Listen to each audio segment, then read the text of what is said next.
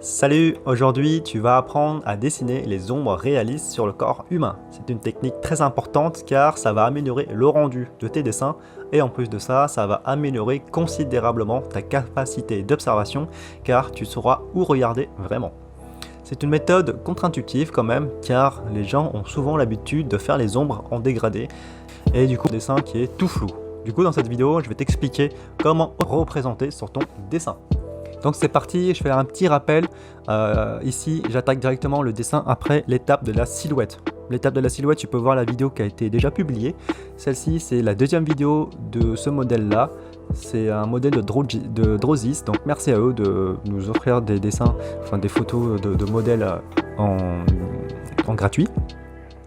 Et donc ici, la particularité de mon dessin, c'est que j'attaque un dessin après avoir fait la silhouette. Et en fait, tu vois, juste ce qu'on appelle dessiner les ombres, en fait, finalement, c'est séparer les zones, c'est les parties du corps qui sont éclairées par la lumière et les zones qui ne sont pas éclairées par la lumière. Ça s'appelle séparer la lumière et les ombres. Tu vois, les zones dans l'ombre et les zones dans la lumière. Et en fait, tout ce que tu as à faire, c'est d'essayer de plisser les yeux. Je ne sais pas si tu arrives à plisser les yeux là actuellement. Tu vois une ligne plus nette entre l'espace entre les ombres et l'espace qui est éclairé. Ce qui fait que ça crée une ligne. Et en fait, tout ce que tu as à faire en fait dans le dessin de modèle vivant après avoir fait l'étape de la silhouette, c'est de dessiner la ligne intérieure de la lumière. Et tu as juste à faire ça. Tu vois, l'erreur à faire et l'erreur que tout le monde fait, c'est l'erreur qui m'agace le plus aussi, c'est que les gens ombrent sans délimiter avant. C'est-à-dire qu'ils font un dégradé et ce qui fait que tu as quelque chose qui est insupportablement pas mis en volume correctement. C'est ça que je trouve triste et c'est ça qui est agaçant parce que le problème c'est que il suit des méthodes de dessin hyper réalistes et voilà, comme tu le sais, le dessin d'hyper réaliste ça ne t'aide pas à dessiner, ça t'aide juste à te battre par rapport à une feuille, par rapport à une photo. Ici on fait du dessin comme si tu étais un peintre et un peintre en fait lui il pose des zones qui sont dans la lumière et des zones qui sont dans l'ombre. C'est-à-dire qu'il met une seule couleur pour l'entièreté de la peau et une autre couleur pour l'entièreté de la peau qui est dans la lumière. C'est aussi simple que ça. En fait, ça, dessiner de cette manière-là, c'est dessiner comme un peintre et donc dessiner de cette manière-là va t'aider plus tard à bien comprendre où poser les valeurs pour donner du volume à ta peinture, du volume à ton dessin et du volume à ton illustration. Et tu vois, tout ce qu'il faut faire, c'est chercher, par exemple, au niveau du bras, du biceps, du bras droit du modèle, tu vois qu'il y a un petit dégradé. Et plus il y a du dégradé dans les zones d'ombre, en fait, ça s'appelle une ombre douce. Ça, j'expliquerai beaucoup plus tard, mais tout ce que tu vas voir, c'est voir où c'est l'ombre, la ligne de l'ombre est très nette, où la ligne de l'ombre est très diffuse, très floue. Et plus c'est flou, plus en fait la limite entre la lumière et les ombres est large. Tu vois un petit peu comment je fais de la distance des ombres. Tu vois, c'est une grosse ligne qui délimite ces deux zones-là.